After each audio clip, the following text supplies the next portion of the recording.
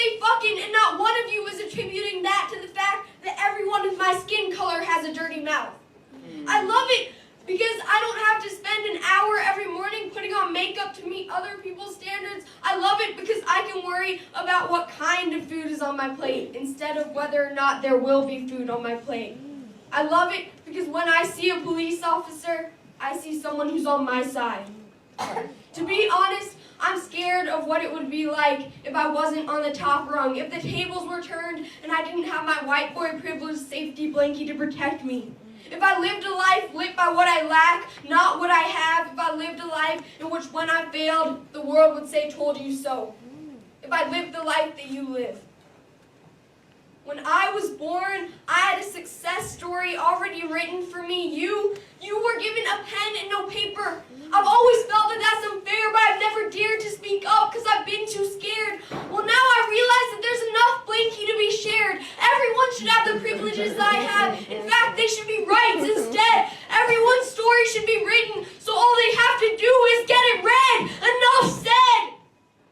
No, not enough said. It is embarrassing that we still live in a world in which we judge another person's character by the size of their paycheck, the color of their skin, or the type of chromosomes they have. It is embarrassing that we tell our kids that it is not their personality, but instead those same chromosomes that get to dictate what color clothes they wear and how short they must cut their hair. But most of all, it is embarrassing that we deny this, that we claim to live in an equal country in an equal world. We say that women can vote. Well, guess what? They can run a country, own a company, and throw a nasty curveball as well. We just don't give them the chance to. I know it wasn't us 8th grade white boys who created this system, but we profit from it every day. We don't notice these privileges, though, because they don't come in the form of things we gain, but rather the lack of injustices that we endure. Because of my gender, I can watch any sport on TV and feel like that could be me one day. Because of my race, I can eat at a fancy restaurant without the waitstaff expecting me to steal the silverware. Thanks to my parents' salary, I go to a school that brings my dreams closer instead of pushing them away. Dear white boys, I'm not sorry.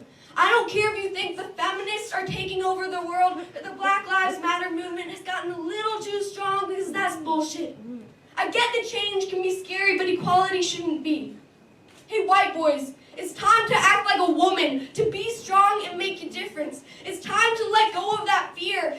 It's time to take that ladder and turn it into a bridge.